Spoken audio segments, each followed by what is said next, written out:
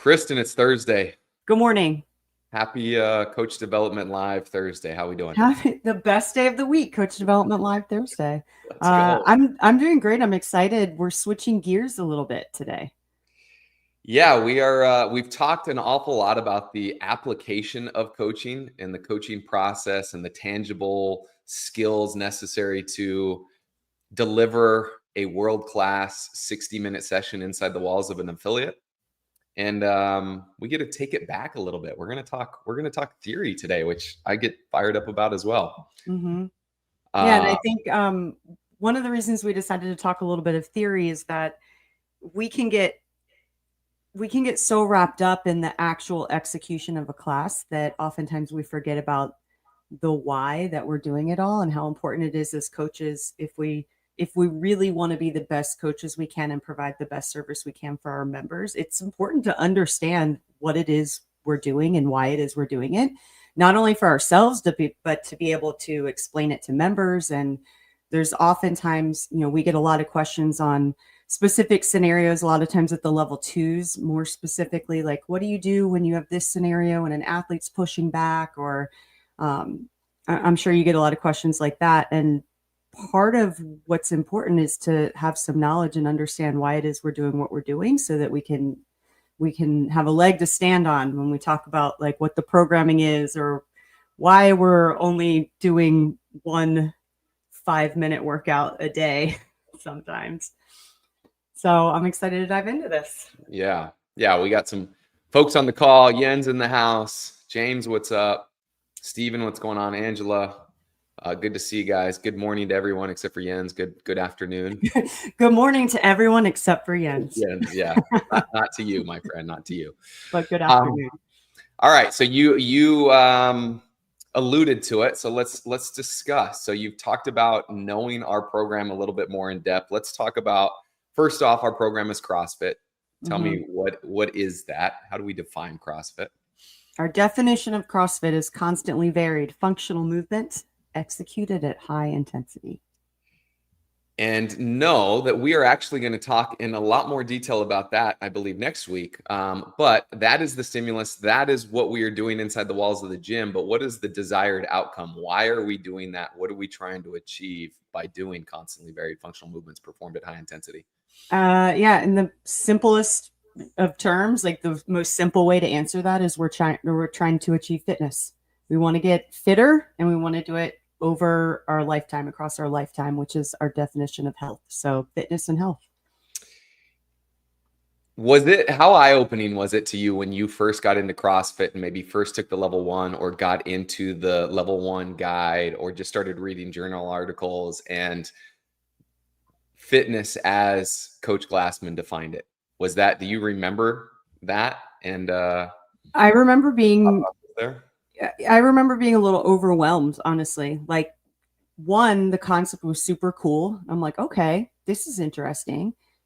But 2, the more I dove into it, especially the article by Coach Glassman versus how they presented at the level 1 or how we presented at the level 1, it just can be a little overwhelming. And it took me a while to really wrap my brain around all the details surrounding it. But I remember thinking, oh, wait, this is pretty cool. So if I do a workout and then I do it again, like a few months later, and I go faster on it, then by definition, I'm increasing my fitness. And it just kind of, my understanding of it just grew from there. How about you? You dive into it a little more than that? Yeah, I don't actually the scores of the workout wasn't the thing that that was the fun part for me, but that wasn't the part that resonated on increasing fitness. And just like Steven's saying here, just for those listening, we talk about increased fitness. Kristin, once again, how do we define fitness? Not once again. Fitness is our work capacity across broad time and modal domains. You want to break that down? Work capacity, that's an ability to do work. So to move our body, move objects through space and time. So move large loads, long distances. So that's if we're traveling somewhere, if we're picking things up for more reps, and doing it quickly. right? So work capacity across broad times. What do we mean by that? Just being able to do things in all time domains. So short time domains, long time domains, anything in between. The shorter the time domain, usually the faster, the harder we go. And then it just kind of goes from there. So being able to do any and every time domain that comes across, and then modal domains. Yeah, different modalities, simply being able to do different things. Can you move your body? Can you move objects? Can you do cardio style things that we call monostructural metabolic conditioning, where you're doing a repetitive task for long durations, potentially times? Can you do all of that different stuff and do a wide variety of those? So yeah, that is fitness. And I like Jens making mention here. He had been a professional trainer for almost a decade when you took your level 1, especially the short and concise definitions were my game changer. And you know, what's funny to me is I read that and I'm like, I think of work capacity across broad time and modal domains. In my mind, that does not feel very short or like it's concise, but it doesn't feel short, right? Because when you hear it the first time, it's like I nod, but I'm like, no idea what the heck you're talking about. But I also get probably where you're coming from, Jens, because before that, if somebody asked you like what fitness was, if you're anything like me, you stumbled through some sort of answer that was not very concise at all. And because I was stumbling and repeating myself and saying a bunch of different things, it wasn't very short. But going back to like my thoughts when I first started to understand fitness, it always reminded me of my thought process when I was training before I got into CrossFit, where I just didn't think that any of the one things was it. And I always had friends that like to lift and they're like, this is it. This is the only way to get fit. I remember having a discussion with a coworker at the time. He was actually preparing for a bodybuilding show, but we were talking about if you could only do one thing, like one form of exercise for the rest of your life, which would be the most beneficial. And I was making an argument that I was like, I think if you lift weights, you can do it fast enough to where you get out of breath and your heart rate gets up. And I think did you invent CrossFit? I definitely did not, but I was like, I had done some like interval style training. So that was my argument. And he was like, nah, I'm convinced that running's the best. Like running, if I could only do one thing, running's going to be the best thing. I just think it's the most healthy and beneficial. And I was like, I don't agree with that. I don't think so. And so getting into CrossFit and hearing all this, like, all the concepts behind the definition of fitness, I was like, I think I was onto something. I like that. That's what do we got here? In my first fitness certification, the definition of fitness was 1 page long. And what was the concept before that 1 page of writing, or from that 1 page of writing? Essentially, like, the definition of fitness is to be healthy and fit. And it's like, and that's one of our, it's like a little bit of a joke, but it's true. At the level 1, we talk about if you look up the definition of fitness, typically you see the definition of fitness is the state of being fit. And so it's like, okay, well then what does that mean? And that's probably where that 1 page definition comes from, where now we have to unpack that. And yeah, and then as Jens says, after reading it, I didn't know more about it than before. And that's how you know if something is effective or not. You're like, yeah, exactly. Something's not right here. Yeah.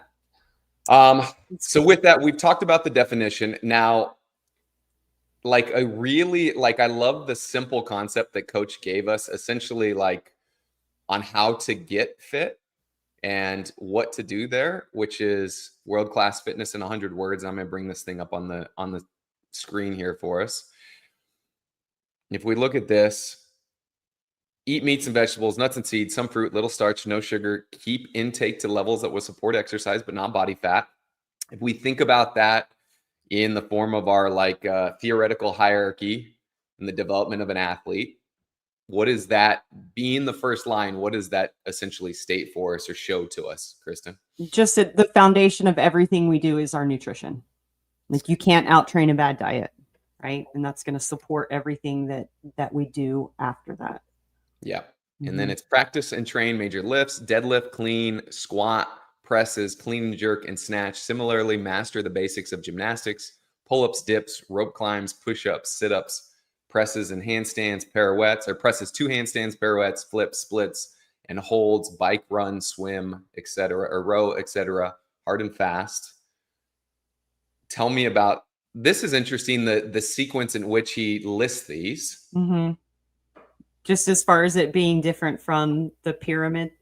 Yeah, tell me, what do you mean different from the pyramid? Well, after nutrition, the next thing we have is metabolic conditioning, right? Like just monostructural metabolic conditioning, which are running, are like longer, more repetitive movements, running, swimming, climbing, like rowing, things that can be sustained for a longer period of time. And then above that is gymnastics, like knowing how to move your body in space, right? And then above that is weightlifting and throwing, moving external objects. So he just lists it in the reverse order. Yeah. Which is fine. Yep. It's his thing. Exactly. Which I'm also laughing because it's like, master the basics of gymnastics. I've yet to master presses to handstand, flips, splits, and pirouettes. And hold. I've been doing it for 16 years, and I don't think I'm going to master that, but there's always tomorrow, I guess. Yeah, and that leads me to, well, and I'll finish reading this World Class Fitness in 100 words. 5 or 6 days per week, mix these elements in as many combinations and patterns as creativity will allow. Routine is the enemy. Keep workouts short and intense. Regularly learn and play new sports. Mm-hmm. Now, for those of you guys listening, I'd be curious to know the way that you or the affiliate that you're part of runs the program in general, the programming, all of that. How well does it fall in line with this write-up, this World Class Fitness in 100 words? Does the programming seem to fall in line with this? Do you guys talk about nutrition a lot? I'd be curious to know. Also, like, how often do you try to learn new things, whether it's new sports in the gym or just learn new movements or try different things? That's that line right there. I think a lot of people forget about. Maybe in my world, like in my experience, maybe not so much now, but I can think back 5 years or so when it's like the CrossFit community kind of forgot that was the last thing in World Class Fitness. It just stopped in the gym, in the walls of the gym. And we forgot about getting outside and actually living our lives. And trying new and different things. Yeah, it's funny. It's like when you get into CrossFit, everything, like so much and so many of the movements are new and different, and you're trying to figure it out. And like, oh, I'm going to practice with overhead squats and snatches, and then I'm going to try handstands, or I need to learn how to handstand walk because I've not done any of that. And these double under things are super, super hard.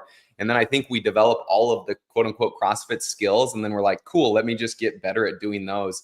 And I think less often do we do different things. It was funny at the seminar this weekend. I have just got a rope flow rope. Do you know what that is? A what rope? Rope flow. You've seen that? It's like a thicker rope, and you do some sort of like rope flow movements. I've seen some of this, so I ordered one of the ropes. Stand there and you just move the rope around? Spin it around, yeah. Is there a ball at the end? What's that? Is there a ball at the end? There is not a ball at the end. Okay. There's not. The knot's at the end of the rope. Okay. But anyways, I was working with Fernando this weekend, and last time I had worked with him, he had told me about this and was like, hey, I've gotten into this thing. Have you heard of it? And kind of showed me some of that. And I was kind of like, I don't know about that. Well, I finally got to the point where I was like, I want to try this thing out and learn something new. And so I had just gotten my rope literally like on Thursday, went down there on Friday. And so our day one Saturday lunchtime workout was playing with that and him teaching me some stuff and me trying to practice some of the moves and techniques and stuff like that. And people came back from lunch and they're like, what'd you guys do for a workout? And we're like, well, we've been spinning this rope around for 45 minutes. And they're like, oh, you guys didn't do a workout? I'm like, no, this is part of the definition of CrossFit right here. We did absolutely CrossFit. We were trying and learning new things. And I looked ridiculous because I didn't know how to do it. I looked super unathletic and it was really fun. Check out Matt's comment. They have a rope /kettlebell flow class. Matt, I need to come check out and do some of those workouts with you because I'm trying to figure all that stuff out, man. So looking for something new. I do want to highlight this real quick by Amit. Pickleball is a sport that seems to wreck a lot of the regular members. And I'm laughing about this because when we're talking about how does our gym incorporate this pyramid, the first thing I thought of is we recently, 2 weeks ago, started having 2 times a week a hour-long pickleball class at the gym. Like they set the net up and they do the tape, and it's more of like, come learn how to play, but then we learn by actually just doing it and like playing scrimmages with each other. I've gone once. It was really fun though. It is. It is into it. Yeah. Yeah. It's awesome. It's awesome. This is funny. Haley talks about only one you have is the splits, but yeah, those don't usually show up in workouts. But I will tell you right now, if and when I ever get to the point where I can do splits, I'm going to show You're programming them? You're going to program? No, I'm just going to show it off all the time. I'll just be hanging out in the gym. People will walk in. They're like, what are you doing? I'm like, oh, just the splits, just hanging out. No big deal. Oh, that's pretty impressive though, Haley. Yeah. 100%. Golf? Yes. Cool. I love it. Yeah. Kyle's currently learning golf, and then his next comment is, but he may be done soon. Yeah. Figure that one out. Got it. Learned it. Check. Let's go. I love this. This is fantastic. And learning jiu-jitsu. It's so cool. We've started a jiu-jitsu at our gym. Actually, it's been growing for the past year or so, and a lot of the members have joined and are starting to do that. So that's become super popular with a lot of people, and they're finding there's a lot of similarities between the two. But what's cool is the people that have been doing CrossFit forever and they've started the jiu-jitsu, they're just finding ways that they support each other, which is awesome to see. So I love that. Yeah, that's so cool. I love this too. Now you're talking about encouraging athletes that you coached in the affiliates and other sports, facilitates to learn and play new sports because teaches you so much and shows you how effective CrossFit is. Yeah, it's like we want to take that fitness and use it outside the walls of the gym. And like our goal should be able to physically do real things. Todd, check out the next comment Jens is saying. Highlight that one. That is so badass. This is awesome. I would love to do that. That is super cool. And that does not surprise me from Jens. Like, yeah. So Jens says, for those of you just listening, Renee offers rowing classes on the river for athletes, and the athletes appreciate it very much, which I can imagine that'd be so fun to put into practice, kind of the technique and the form that you learn on the rower, and then see how poorly it applies to when you get actually on the water. Maybe if you have the good form, but rowing is one of those things that I teach everybody. I have a progression and I teach them, and everyone looks really great in the specific warm up, and the workout starts and it all goes out the window. Like, what are y'all doing? This is so cool. Like just talking about practice and scales a lot. I don't know if you guys remember in like, I think it was 2019 on .com, coach started programming again, and a lot of that stuff showed up. That's the slips. Is that in the slips? Yeah, it's part of the slips. Yep. So yeah, we have a joke, like my local crew here for the seminars in Virginia Beach, our whole joke is anytime, because we did this once and it probably was around then when it came out on main site, but anytime we don't feel like working out at lunch, one of us will be like, let's just do slips, and we'll just practice slips for the whole lunch. And it's good. It's harder than you think it's gonna be. Yeah, absolutely. It's plenty hard enough. Forward rolls, cartwheels, like all of that type of stuff is so awesome. Like there's just so much, I think, benefit and value in just doing and learning different things. And that leads to a good question by Steven here, which is, do we necessarily need to try new sports if we see improvements in daily life things? And I think that goes to a broader question. Like we've talked about fitness, we've talked about the way that coach describes it. Is there anything that we should have to do in order to be fit? Like some people are like, I don't see the value of muscle ups, or double unders are stupid. Do I have to do those things? What are your thoughts on that, Kristin? I don't know if this is the answer you're looking for, but my opinion is no. Yeah, my thought process, it's your fitness, right? We say that at our gym. Cool. You don't like to run. You want to ride the bike every time instead. That's fine. Just don't complain when you need to run in life, or there's a reason to potentially run and now you can't do it. Like, I don't know. Let me tell a really quick story. Yep. My mom goes to the gym. She's 72. And she does not run. Hurts her knee. She's got a foot arthritis thing in her foot. She doesn't run, but she goes regularly. She gets on the bike. She gets on the rower. She does the lifts, like she does all of the other things. So she's like developing her overall fitness. And about a year ago, a situation happened where she had to run. This is like real life, right? Like she was watching my sister's dog. She's by herself. My sister's dog is a runner, like you know, runs we got a like runner. marathons and stuff. Is that what you mean? No, Like not that 5Ks? kind of runner, Oh, but you know, like gets out of the fence and it's just like he's gone. So he gets out of the fence. He runs down the street, and without even thinking, she takes off after him, and she's not getting. And it was probably about 20 minutes or so of her like almost getting to him running away, almost getting. And she had about 20 minutes where she was off and on running. And she does not train running, but she would not have been able to do that if she wasn't coming in regularly, doing the rower, doing the bike. So even though if we don't expose ourselves to something, are we going to get as good as it as we can? No. But I would also argue you're still going to be more prepared for the demands of what life throws at you if you aren't doing anything, even if you're not exposing yourself to that thing, right? Because things are transferable. So yeah, and that's a big part of the value of CrossFit, right? Is that what we do inside the gym lends itself to capacity in other places, right?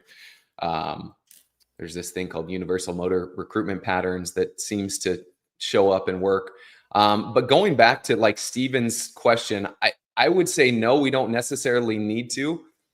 But I will also say that I think we as human beings are missing out if we never take the opportunity to be a beginner again at something.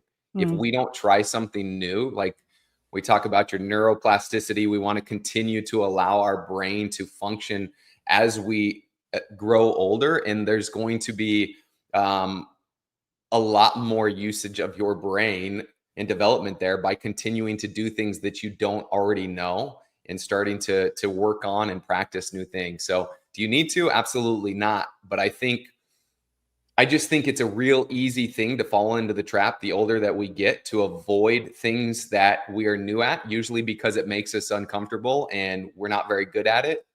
And that is a vulnerable thing. But I also think it's a valuable thing. There's, you know, the more you put yourself out there and try something new and aren't afraid to laugh at yourself because of how foolish you look and how foolish you are. I can tell you, me swinging that rope around, especially for people that don't know what even rope flow is, and I don't even do it very well, it looks kind of funny, but it's fun learning something new and being awkward and being a beginner. And I think there's a lot of value in that. So yeah, I agree. And it's hard, especially if, I mean, I know I can speak for myself. Like I identify as an athlete. I've been an athlete doing sports my entire life. And when I am presented to do something that is awkward to me or doesn't come naturally and makes me feel unathletic, the first thing I want to do is not do it, because it's like, no, this is stupid. Like, I'm not good at this. I feel I am an athletic person. I am not meant to swing a golf club. But yeah, the challenge, the benefit, of course, lies in the challenge. So I love that concept there. Yeah. And I'll tell you, that was one of the greatest gifts that CrossFit gave me, because I'll tell you, same deal as I identified as an athlete. And as a kid, I was fairly athletic. If I played a sport, I usually picked it up and I was fairly good at it. And if I wasn't, then I was like, this is a stupid sport and I'm never going to do it. Stupid. And when I got into CrossFit, there were so many different things that there were certain things I was really good at and picked up quick. And there were other things I was terrible at. And I had the decision to make. It's like, to do CrossFit and be a part of the program, I have to be willing to do the things I suck at, or not do the program altogether. And so I was more committed to doing the entire program and gritting my teeth and dealing with the fact that I was terrible at an awful lot of the things in order to give myself the ability to do the things that I was okay at and I enjoyed doing. And now that I've done it significantly for the last, who knows, 20 years, I enjoy that aspect of it. I'm not nearly as intimidated and afraid of doing things that I'm not any good at. But with that, so we've got the broad sense of fitness as CrossFit describes it. Now let's talk about the different models. And I think this first one, to me, all of the models like logically just made so much sense. As I heard them, I was like, yeah, that seems about right. Like that just logically made sense. And so if we look at this first one, which is the 10 general physical skills, the concept essentially is that you're as fit as you are balanced with capacity across these 10 different general physical skills. And what are those 10 general physical skills, Kristin? Cardiorespiratory endurance, strength, stamina, flexibility, power, speed, coordination, accuracy, agility, balance. And just like it says right here, you are as fit as you are competent in each of these 10 skills. And a regimen develops fitness in or to the extent that it improves each of these 10 skills. And once again, this like concept, I read it and I'm like, yeah, that logically makes a lot of sense. I don't think that, being fit is just being the best at endurance, like, the world record holder for the marathon or for the mile. I don't think that fitness is just simply being strong. So it's not the fittest person who wins the gold medal at the Olympics for the Olympic lifts or is the strongest power lifter. It's like, you've got to be balanced across all of these things. And I think one of the things and one of the traps that people fall into, and that can happen to coaches, that can happen to anybody in the gym, is that they start getting into CrossFit and they either uncover a new one of these 10 general physical skills that they've never really done before, and they start to see progress there and they start to focus on that. Or there's one of the 10 or a couple of the 10 that they just really like and they start to do those and they think that those are the most important. And then all of a sudden they're spending their time doing that. And they look at like certain programming, like CrossFit.com programming or whatever the gym's programming, and be like, well, that workout's stupid. It's got single unders and it's got burpees. I don't need to do those. I need to do power cleans and snatches and muscle ups. So what are your thoughts, and how can that go wrong where people look at that list and start to lean towards just a few of those items rather than all of them? The one that stands out to me the most, and you mentioned it briefly when you were saying that and describing it, it was like, oh, it's the lifts, like the strength component, and specifically the Olympic lifts. When people get really, really into the Olympic lifts, which again is great.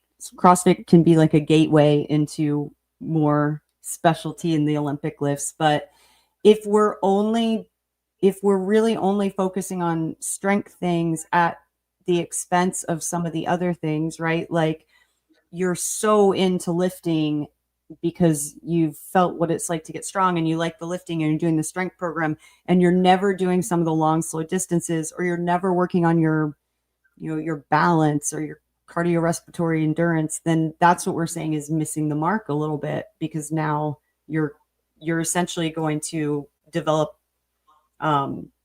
deficiencies in those areas, which you're no longer chasing our definition of fitness.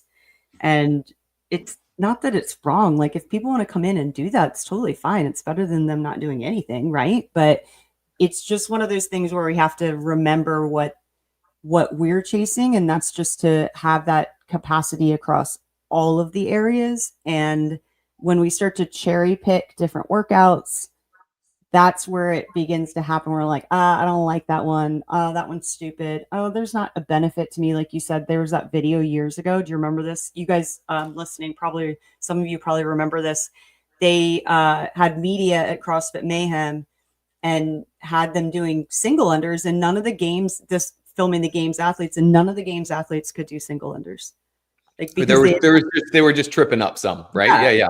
I'm so used to doing double unders and training double unders, no longer could they even do the single unders. And so we're just simply saying there's value to being able to do all of these things and to expose yourself to all of these things. I would be curious to know how you approach an athlete that thinks that way. So here's an example of there. This was like a spin-off of a cap workout from this week, but we did, it was a 20-minute AMRAP. It was 10 push-ups, 20 ab mat sit-ups, put in 30 jumping lunges, and then 40 single unders. That sounds hard. People were like, this is dumb. Yeah, well, just in general, if you've got somebody that's like, all right, well, for the sit-ups, an ab mat sit-up in 20 reps for 20 minutes, that's not very hard. So I'm going to make these either weighted ab mat sit-ups or they should be GHD. Or GHD, yeah. People jumping lunges, let me make them overhead weighted lunges or whatever, holding weight lunges, and then single unders, that's stupid, let me do double unders. What are your thoughts? What do you like? How do you communicate to somebody? So it depends on who the person is.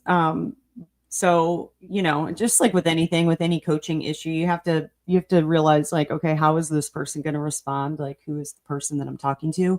But some loose strategies that I would have in my pocket would be talking to them about how scaling up will oftentimes make the workout easier.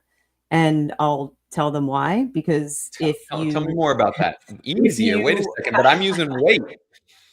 Yeah, if you go heavier, or if you add weight when something's supposed to be body weight, or you go heavier, or you add more of a complex skill when something is supposed to be simple, it gives you a reason to go slower, gives you a reason to rest between reps. And when there's something that is simple or unweighted, or whatever the purpose of the workout is, the whole goal is to go quickly, go unbroken, and you don't have a reason to stop, because you can do another sit-up, you can do another jumping lunge. And if I have dumbbells in my hands and I'm like, I'm just going to do sets of 5 and then I'm going to rest because this is hard, this is heavy. And so communicating that aspect to them can sometimes work. Let's see, I had another one in my head. You say what you have. Well, What's up, Antonio? Hey. I was listing, or I wanted to show the 10 general physical skills here. And I wanted to ask, so if somebody moves that from the workout that I described to the one that's now loaded, what are they losing? Which of these skills are they now getting less development in or less benefit from? Cardiorespiratory endurance, maybe stamina, I'd say. Yeah, right. If they're not like, think about the stamina required. If you think about that workout, the 10, 20, 30, 40, like that is something that an above average athlete, probably the type of athlete that thinks it's too easy and wants a loaded version of this thing, could and should be able to do unbroken sets throughout the entire 20 minutes.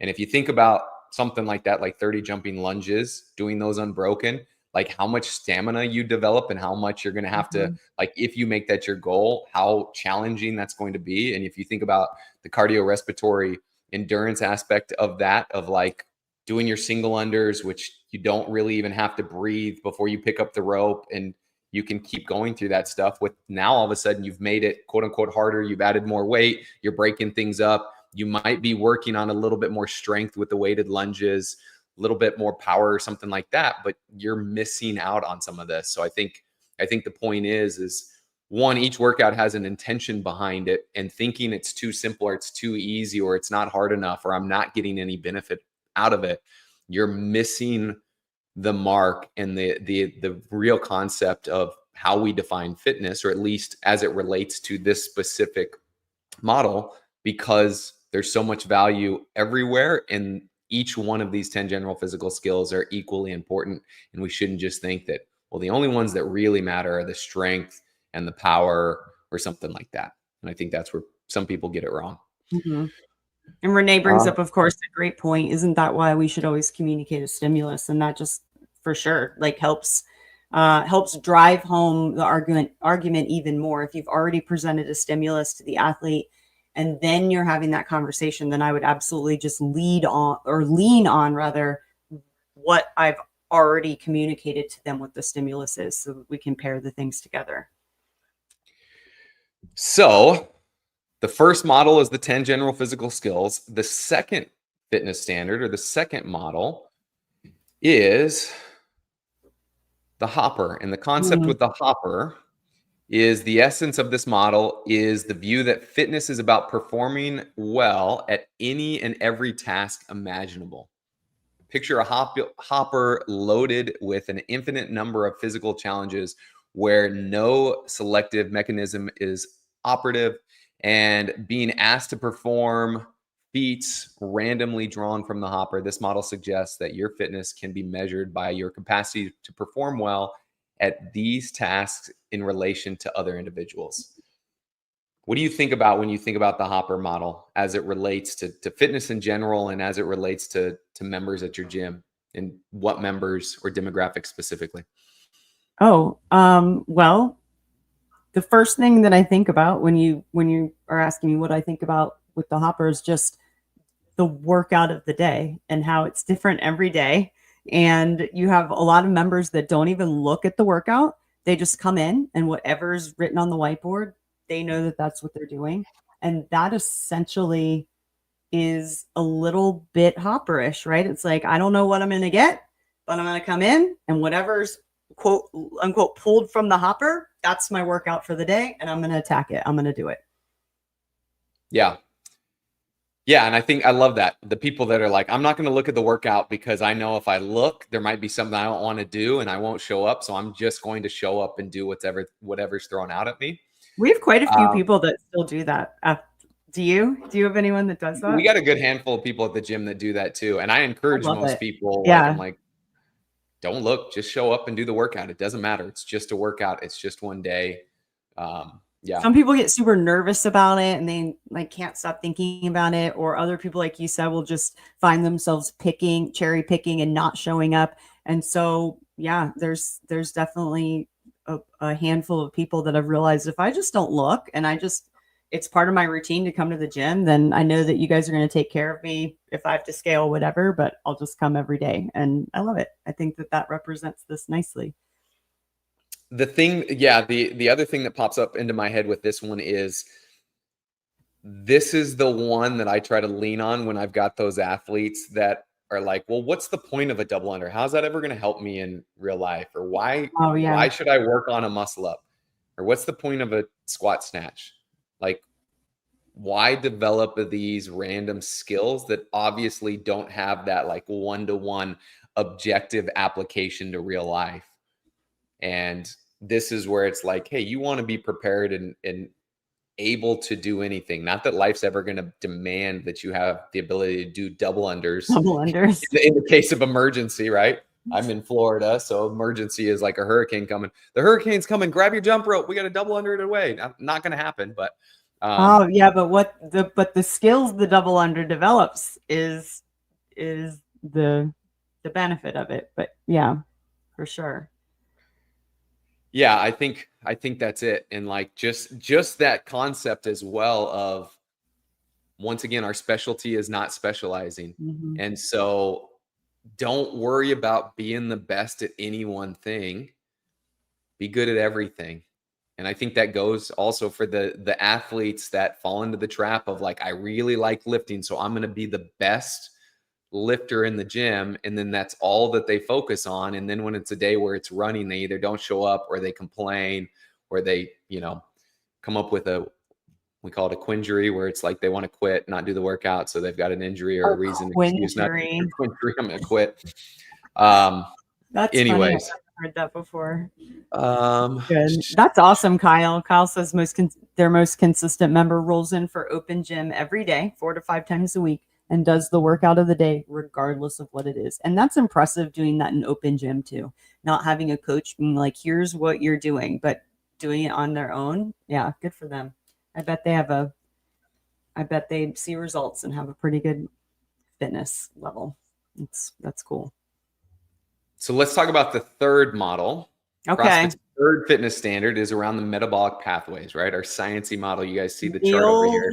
Metabolic pathways. So there are 3 metabolic pathways. Kristin, what are they? The phosphagen pathway, the glycolytic pathway, and the oxidative pathway. And what are each one of them responsible for? This is where we talk about time duration, right? When we talked about fitness is our work capacity across broad time and modal domains. The broad time is essentially what we're talking about here. It's our power output in different time durations. So we talk about, the short pathway, our very first pathway. That's like our high power producing pathway, where we're able to produce a high amount of power, but it's not sustainable at all. So like if you think about, if you're on the Echo bike, and maybe it's the last like minute of the workout and you're like, it's the last minute, I'm going to give it all I've got. And you can't do that for a full minute. After about 10 seconds or so, you're like, I don't think I can hold on to this pace. That's because that high end power output dies off about 10 seconds. It's like not sustainable. And then it just goes on from there. The next pathway is a little longer, a little less power output, if you will. And then our third one, that oxidative, is more of that like long, slow distance, kind of forever and ever. Big picture overview, by the way, of these pathways. Yeah, and we give examples at the level 1 typically of like that phosphagen, or that first pathway is an example, is a world-class 100-meter sprinter running an all-out 100-meter sprint. They are deriving the majority of their ATP or their energy in that pathway, the phosphagen pathway. We talk about the second one, the glycolytic. We give the example of a world-class 400-meter sprinter that's running that thing in under 1 minute, under probably 50 seconds. They're able to derive the majority of their energy from that. And then anything longer than that, we're getting it from the oxidative pathway. And so what jumps into my mind with this are the days and the workouts where, number one, we've just got a heavy day. So if you look at CrossFit.com, there are days where it's like 7 sets of 1 with a deadlift or a back squat or a clean and jerk. What are we trying to develop there, and why is that important? We are trying to develop our high-end power output, our strength. And it's important because if we think about our fitness, we are only as fit really as we are competent, like we said, in all of the 10 general skills. So if we can get our high-end power output to be higher, our overall fitness is going to be higher. Yeah, and this is what you're going for.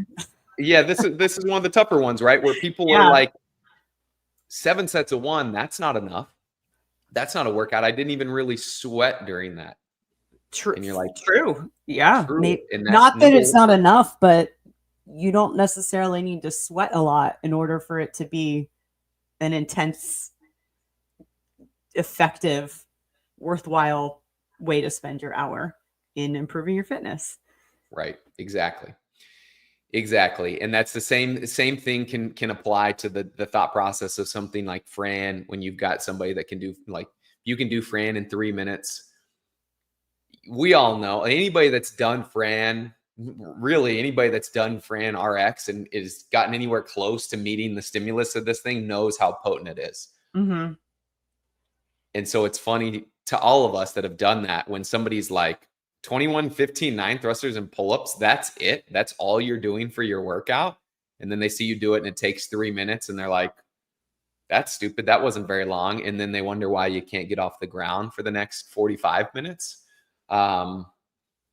Yeah, I just, the value of trying to communicate this and get people to understand this concept and this model and the different metabolic pathways, and then being able to lend itself to the idea of our classes and our workouts that hit these and target these different metabolic pathways, I think is an important piece. And I think that goes for, like, imagine you're doing an interval style workout, like 1 minute on, 2 minutes off. Okay. If we are doing that, and if we are coaching that, we need to emphasize what is the stimulus, what should be done in that minute. And as an athlete, when you're going hard for that 1 minute, or when you're doing the workout, whatever it is for that 1 minute, what should you be doing, Kristin, as an athlete, in order to get the true stimulus from that workout? I believe the answer is go as hard as possible. Yeah. Emptying the tank. Yes. Emptying the tank. Yeah. And that's almost always what happens in my whiteboard briefs whenever there's any rest, to the point where now I don't even tell them. I ask the group, all right, guys, so what do you know about the fact that there's rest? What does that mean? That the work needs to be really hard, or that we need to sprint during the work portion, or whatever. It's like, yes, anytime there's rest, that means we're giving you a chance to recover so that you can hit the work portion as hard as possible every single time. Yeah. And I think that's exactly it. Is like, I'm like, hey, if we're doing intervals and say it's 5 intervals of 1 minute of work followed by 2 minutes of rest, and somebody just casually goes through the 1 minute of work, and it's on the clock, right? So it's an AMRAP or it's a time priority workout, and they don't push the gas pedal down and they finish and they're like, that was too easy today. We should do more. I'm like, well, then you didn't do it right. Right. And either I didn't communicate it very well, or you just didn't push the gas pedal down the right way. So, yeah. That happened the other day. We were doing sprints outside, like 100-meter sprints. And it was like, a work to rest. It was a soft work to rest ratio, right? It was like, or not work to rest, but like a double. So it basically was do the 100-meter sprint and then you walk back. And then once you walk back, it was kind of like do it again. So, but we're all chatting, and then the coach is like, if you are talking in between these sprints, you are not going hard enough. And so we're like, okay, copy that, noted. I knew that. You knew that, but you were still talking anyways, huh? I was still talking. Yeah, I'm like, yeah. That's fair. Way to set the example, Gabo. Way to be a leader. But I need a little more warm up. What can I say? I'm not going to go out and just sprint as hard as I can without a little bit of warm up first. So yeah, and I think this point is made with the same deal. If you think about, and I can only imagine if you actually sprinted even remotely hard on those 100-meter sprints, how sore were your hips and hamstrings and glutes the next day? Yep. And that's the same thing here. It's like, if we are doing 7 sets of 1 and we are doing this right, like I know our heavy days are like, we're hitting the stimulus when I walk into the gym and I see another coach coaching a class with heavy days, and like in between sets, people are like laid out on the ground or they've pulled boxes over so they can sit down in between sets. And I'm like, yes, that's exactly what this thing should feel like and look like. That means we're doing it right. If people, to your point, are just chatting and hanging out and doing another rep or another set, and they don't even have to like concentrate before they get underneath that barbell for the back squat, I'm like, we're not doing this thing right. I need to communicate this better and make sure you're doing it right. All right. So we've talked about the third fitness model. Let's talk about the fourth one, the sickness, wellness, fitness continuum. Tell me about this concept right here. What are we discussing with this model, or what are we? Yeah, this model pulls in. This is where we start to talk about health, right? And like fitness is as a long-term goal, and it starts to pull in just different lifestyle factors that happen outside the walls of the gym. And so our definition, CrossFit's definition of fitness, doesn't just include what we're doing for our literal workout, but it includes all of the different kind of looking at it at a holistic way, like all of the different ways that our nutrition and our sleep and just all of those different lifestyle factors and habits come into play and how they affect our overall fitness. Yeah. Build the hedge. It builds. And that's the idea, right? Like we believe that fitness is a hedge against sickness. And the further over you can get all of your markers, which we'll talk about in a second, closer to the fitness side, the more of that buffer you have against illness, disease, decrepitude. So it's a great one. I love this one as well, James. And this is, yeah, I think your point, like the concept is we can take any of the measurable health markers. They've got a good list here: blood pressure, body fat, bone density, triglycerides, cholesterol, flexibility, muscle mass, any and all of that stuff. If you were to go to the doctor today and have them take a reading of that health marker, say your blood pressure, based on where it comes back, it's going to be categorized on this spectrum or on this continuum. And typically what we look at and what we consider is like wellness is average. So it's average numbers. Sickness going this direction is below average, going this direction is above average. And I think the thing to me that is really interesting, especially nowadays, is unfortunately our society is getting less and less healthy. And from my experience and what I see is what that means is that the average numbers end up getting worse and worse. Right. You know what I mean? It's like you look at stuff and you're like, all right, cool, that looks good. You look average, and it's like, well, I'm the average of the entire population, and the entire population, unfortunately, generally isn't terribly healthy. So I feel like this is so much more important even nowadays, that not only do we want to be considered well with these numbers, but we want to start hedging this way, because I don't even know, and I'm not even confident that like average numbers anymore are the numbers that are going to keep us as healthy as we want to be. Right. So trying to push things this direction, and this is the model that, to your point, takes into consideration not only what's happening inside the walls of the gym. So we should be hitting all those different metabolic pathways. We should be practicing different modalities. We should be developing all 10 of those general physical skills with the workouts we're doing inside the walls of the gym. But what are some of the big things outside of the walls of the gym that our program emphasizes that's really going to impact this? Well, nutrition, first and foremost, the food that we eat. I would also throw rest days into this. What do you think about that? Yeah, 100%. I think we need to eat the right way, which a really basic and simple way to think about it is we need to eat real whole foods, right? Try to stay away from stuff that's processed and not natural. And then from that, we need to make sure that we recover. Like sleep is a superpower. I am somebody that go ahead. I was just going to say, I've heard more and more people throw out the idea that sleep could, if we had to add to that pyramid, that sleep could be that base instead of it nutrition, like adding another foundation below nutrition and having it be sleep. Have you heard people talk about that?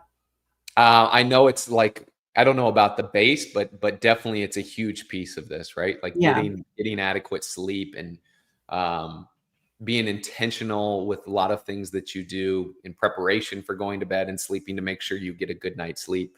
And like I said, I think it's a superpower. My entire life, I've been a napper, and I still to this day, when I get the opportunity to take a nap, I do so. And I'm, given a hard time every once in a while or quite often about it, but I'm like, I do not care. It is a superpower in my opinion. You should just tell people you're doing non-sleep deep rest, the non-sleep deep rest protocol. And then they'll be like, oh yeah, that's cool. Optimizing it. I'm optimizing it. Exactly. Yeah. You just have to say it. You have to present it in the right way. It's all about marketing your nap so that everybody, that's cool. Steven says I'm tracking my sleep for metabolic health. Yeah. Absolutely. What are you doing to track your sleep, Steven? I'd be curious to know. And I will tell you also right now, Renee, like someone who has trouble with good quality sleep, mostly issues sleeping though, I can say that yes, sleep is super important. Like I can remember even going back to like high school and college days when there'd be a big test and I'd have a lot of my friends that would try to do the all-nighter and study all night, drink all this caffeine. And I was the person that would like study for 60 minutes and then I'd make sure to go to bed at like 8:30 or 9 and then wake up just a little bit early to study a little bit more and then go and take the test. I always knew in the back of my head, I was like, if I am groggy because I didn't sleep the night before, I'm not going to do nearly as well as I would be if I'm rested and I feel alert. So I'd rather sleep than study because I thought that had a bigger impact on my ability to take tests. Yeah. I mean, when you think about how tired you are and you try to read something, you realize you've read the same sentence 17 times. It's like, are you really absorbing this? And and obviously we're all agreeing that sleep is really important, but how do you, Todd, how do you incorporate this into like daily class? Like you're obviously not having people come in and take, do a little yoga shavasana at the end and take a 15-minute nap at the end of the workout. Are you talking to them about it? Are you monitoring if people look like they haven't had a rest day in a couple weeks? Like what's your strategy to implement some of this stuff?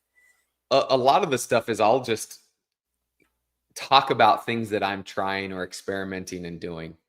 And so it's like, especially nowadays, I've got the whole routine down. It's like I wear the sleep mask, I'll tape my mouth shut. And as soon as any of that stuff comes up, then people are like, this guy is super weird. And usually that gets them to ask me more questions about it, or it becomes a discussion that's going to be talked about.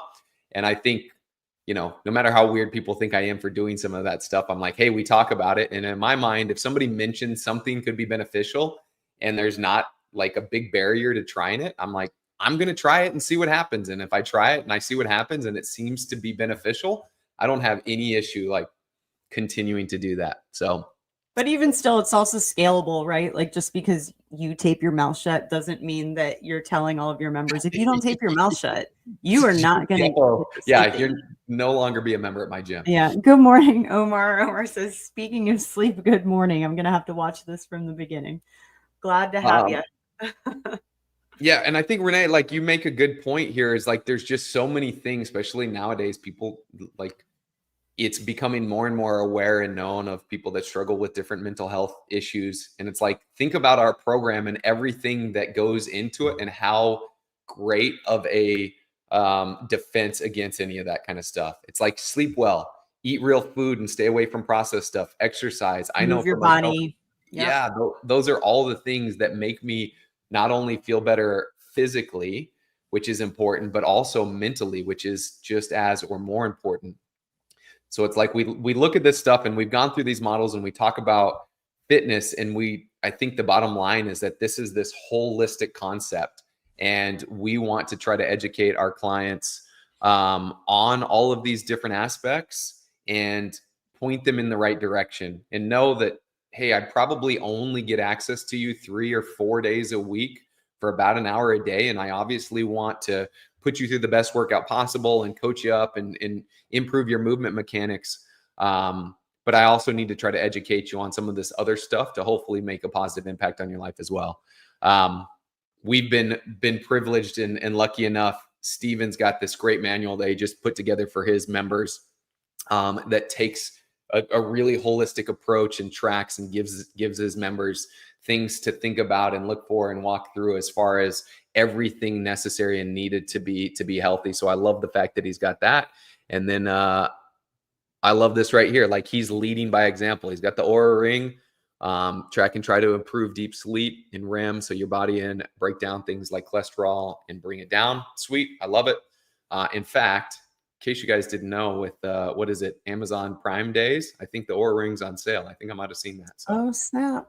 Yeah, might be the thing. Oh, are we starting to? Are we going to get sponsors? Maybe the Oura Ring will sponsor us. Oh, I thought you were going to say Amazon. Ring. Steven on the Knowledge Pro call the other day discussed that, and like threw it out there and reminded everybody to go and buy stuff. I was like, you got some Amazon stock that you're trying to boost over the next couple of days? What's going on? I literally before this call was like, oh yeah, it's Amazon Prime Day. Do I need anything? Should I get anything? Probably don't need anything, but yes, you'll probably get. Well, more so, are there things that I have on my list that, that I'm going to get anyway, and maybe I should get it now, but that's a little off topic. Yeah. I think, Renee, I like this thought process and this point on how powerful this is, but I also think like the power's in our hands as coaches and gym owners. It's like, we have the big impact here, in the most reach to impact these specific people. And so it's like, to your point, I think this is an important topic and something that needs to be communicated. So let's do our best to educate the clients that we have on this stuff. I think this is huge. So love that you brought that up. Yeah.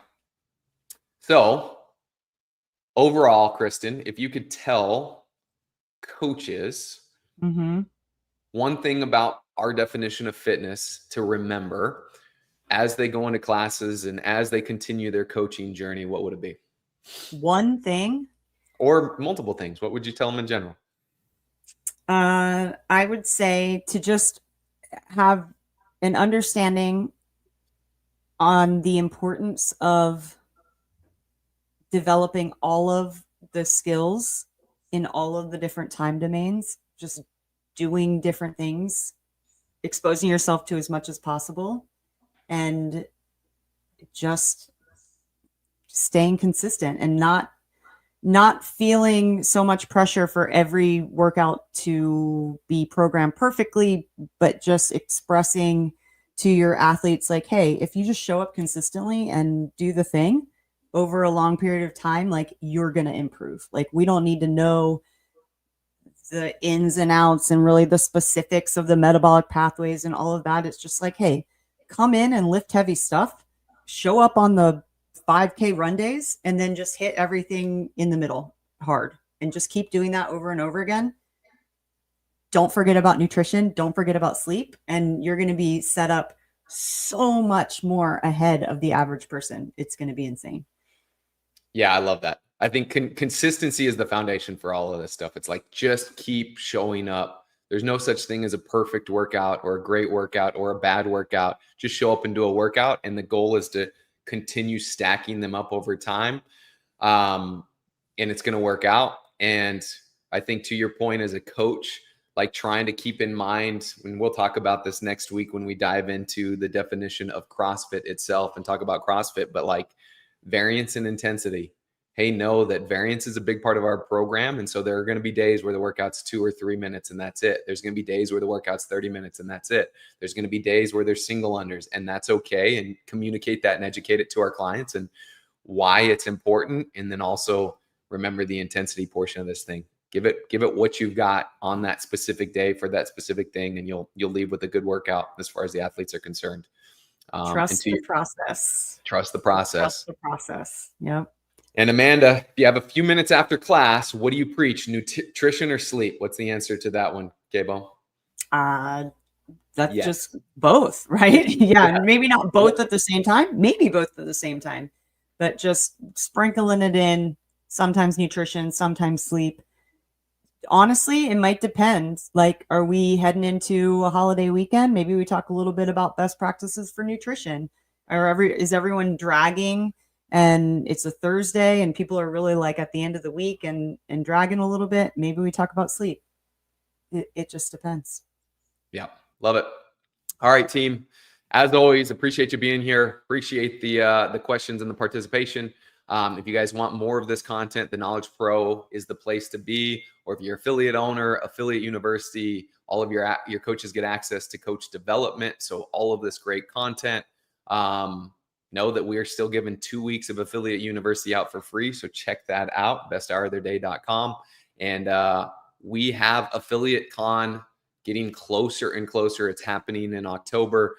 The lineup of guests and speakers and featured speakers just continues to improve, and more names get announced. So make sure that you guys are attending and making that happen.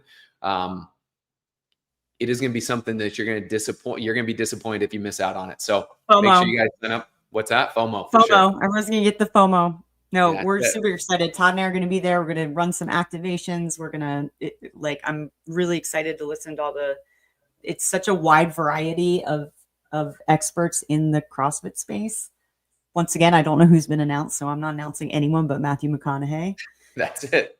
As long as he shows up, we're good to go. So maybe he'll bring me an Aura ring. It'll be great. All right, team. As always, it's been a pleasure. We'll see you next week. See you next week. Thank you for checking out this episode of the Best Hour of Their Day podcast. Now, if you're a coach who wants to coach more effectively, impact your members, and advance your career, then the Knowledge Pro is the next step. Inside, you'll get hundreds of coaching videos, weekly calls with level 4 coaches, and direct feedback on your coaching. From homework reviews to full class breakdowns, we do it all. This is the best way to grow as a coach and take your skills to the next level. Now you can join the Knowledge Pro at besthouroftheirday.com/the-knowledge. And don't forget to subscribe to the podcast on Spotify, YouTube, or wherever you listen. Now keep coaching, keep improving, and we'll see you next time.